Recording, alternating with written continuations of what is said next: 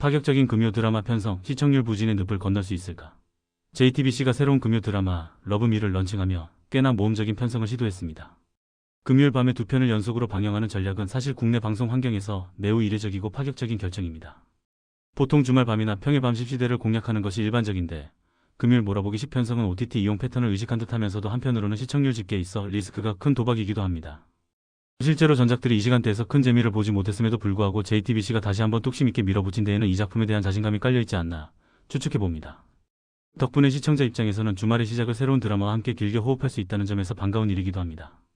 과연 이 파격적인 전략이 러브미를 통해 빛을 발할 수 있을지 귀추가 주목됩니다. 믿고 보는 배우 서현진, 먹먹한 감성으로 귀환하다 러브미를 선택하게 만드는 가장 큰 힘은 단연 주연 배우 서현진입니다. 로코퀸이라는 수식어가 익숙하지만 그녀는 매 작품마다 장르를 불문하고 캐릭터 그 자체가 되어 시청자들을 설득시키는 놀라운 힘을 가진 배우입니다. 이번 드라마에서 그녀는 초반부터 특유의 정확한 딕션과 섬세한 감정 연기로 화면을 장악합니다. 단순히 밝고 명랑한 캐릭터가 아니라 삶의 무게와 가족에 대한 복잡한 감정을 억누르고 있는 30대 여성의 내면을 밀도 있게 그려냅니다. 드라마 초반부 별다른 대사 없이 표정만으로도 공기의 흐름을 바꾸고 시청자들의 가슴을 먹먹하게 만드는 서현진의 연기는 왜 그녀가 믿고 보는 배우인지를 다시금 증명합니다. 그녀의 등장은 이 드라마가 결코 가벼운 이야기가 아님을 예고하는 듯합니다. 화려한 스펙 뒤에 가려진 36세 노처녀의 현실 극중 서현진이 연기하는 서준경은 산부인과 전문의입니다. 의사라는 직업은 사회적으로 선망의 대상이자 결혼시장에서도 소위 1등 신부감으로 통할 법합니다. 하지만 드라마는 냉혹한 현실을 비추며 시작합니다. 36세라는 나이는 그녀가 가진 모든 성취를 덮어버리고 맞선 시장에서 노처녀라는 꼬리표로 평가절하당하게 만듭니다. 맞선 남은 그녀의 커리어보다는 나이를 들먹이며 노골적으로 무시하고 마치 물건을 고르듯 무례한 태도를 보입니다. 이는 능력 있는 여성조차 나이라는 잣대 앞에서는 작아지게 만드는 우리 사회의 씁쓸한 단면을 풍자합니다. 하지만 서준경은 참지 않습니다. 성적인 뉘앙스를 풍기며 모욕을 주는 상대방에게 시원하게 한 방을 날리며 자리를 박차고 나오는 장면은 캐릭터의 당차 성격을 보여줌과 동시에 묘한 카타르시스를 선사합니다. 삐걱거리는 가족, 결혼기념일에 모인 불협화음 서준경의 가족 구성원은 겉보기엔 평범해 보이지만 그 속을 들여다보면 각자의 상처로 고마 있습니다. 동사무소 동장을 끝으로 은퇴한 아버지 서진우 유재명 분은 평생을 바쳐 가정을 꾸려왔고 교통사고로 거동이 불편한 아내를 지극정성으로 돌보려 노력합니다. 그리고 부모님의 결혼기념일을 맞아 준경과 그녀의 동생 서준서 이시우 분까지 온 가족이 한자리에 모입니다. 하지만 축하해야 할 자리는 어딘가 불편하고 어색한 기류가 흐릅니다. 6개월 만에 본가에 들른 준경은 엄마와 눈을 마주치는 것조차 힘겨워하고 대화는 자꾸만 겉돌기 일쑤입니다.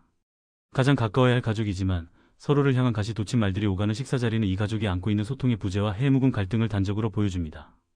돌이킬 수 없는 말 그리고 갑작스러운 이별 그날 밤 결국 사달이 나고 맙니다. 준경은 엄마와 감정적인 대립 끝에 모진 말을 쏟아내고 기념일을 엉망으로 만든 채 집을 뛰쳐나옵니다. 그것이 엄마와의 마지막이 될 줄은 꿈에도 모른 채 말이죠. 드라마는 예고도 없이 찾아오는 비극을 건조하게 그려냅니다. 준경이 집을 나선 직후 엄마는 지병으로 세상을 떠납니다. 화해할 시간도 미안하다고 말할 기회도 주지 않은 채 찾아온 죽음. 엄마의 갑작스러운 부재는 남겨진 가족들에게 씻을 수 없는 충격과 후회를 안겨줍니다. 특히 마지막 순간에 엄마에게 상처를 주고 떠났다는 사실은 준경의 가슴에 평생 박힐 대못이 되어버립니다.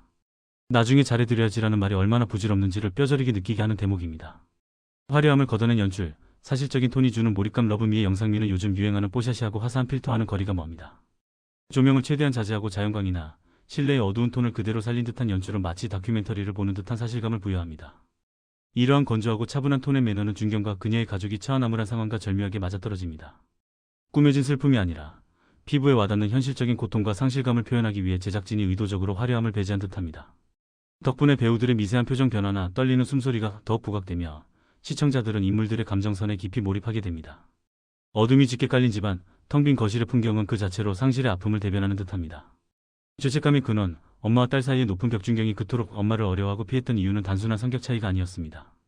과거 엄마가 준경이 병원에 두고 온 물건을 가져다 주러 오다가 교통사고를 당했고 그 사고로 인해 평생 후유증을 앓게 되었기 때문입니다. 준경은 엄마의 불행이 자신의 탓이라는 깊은 죄책감을 안고 살아왔습니다. 하지만 엄마는 사고 이후 적극적으로 재활을 하거나 삶을 개선하려는 의지를 보이지 않았고 준경은 그런 엄마를 보며 답답함과 동시에 자신의 거울을 끊임없이 상기해야 하는 고통을 느꼈을 것입니다. 집에 잘 가지 않고 엄마와 서먹하게 지냈던 것은 엄마가 미워서가 아니라 엄마를 볼 때마다 밀려오는 자기 혐오와 죄책감을 마주하기 힘들었기 때문이 아닐까요? 사랑하기에도 아프고 미안해서 더 다가갈 수 없었던 딸의 복잡한 신경이 이해되는 지점입니다. 남겨진 자들의 슬픔, 각기 다른 애도의 방식. 엄마이자 아내의 죽음은 가족이라는 울타리를 순식간에 공허하게 만듭니다.